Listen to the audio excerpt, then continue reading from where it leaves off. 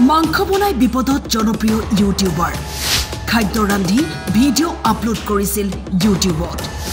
হিয়াই হল কাল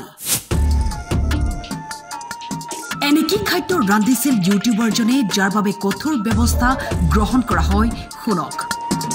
তেলেংগানাৰ এজন জনপ্ৰিয় ইউটিউবাৰ প্ৰণয় কুমাৰ আছে সোশ্যাল মিডিয়া চ্যানেল য'ত বিভিন্ন খাদ্য সম্ভাৰ ৰান্ধি নানা ৰেচিপিৰ ভিডিঅ' আপলোড কৰে কিন্তু শেহতীয়াকৈ তেওঁৰ এটা ভিডিঅ' ভাইৰেল হৈ পৰিছে কাৰণ সেই মাংসবিধ আছিল ময়ূৰ চৰাই ইউটিউবাৰজনে সেই মাংসবিধ ৰান্ধি আপলোড কৰিছিল সোশ্যাল মিডিয়াত কেপশ্যনত লিখিছিল ট্ৰেডিশনেল পিকক কাৰী ৰেচিপি বুলি লগে ভিডিঅ' দেখি এক্টিভ হৈ পৰে এনিমেল ৰাইট এক্টিভিষ্ট পঞ্জীয়ন কৰা হ'ল গোচৰ প্ৰণয় কুমাৰক বিচাৰি এতিয়া চলিছে আৰক্ষীৰ অভিযান ভাৰতৰ ৰাষ্ট্ৰীয় পক্ষী হৈছে ময়ূৰ আনহাতে বহু লোকৰ বিশ্বাস ময়ূৰ পাখি ঘৰত থলে শুভ হয় কিন্তু তেনে ক্ষেত্ৰত ময়ূৰৰ মাংস ৰান্ধি বিপদ চপালে ইউটিউবাৰজনে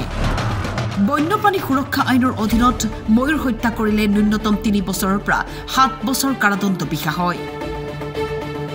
আৰু এনেকৈ অসাৱধানতাৰে ভিডিঅ' বনাই বিপদত ইউটিউবাৰ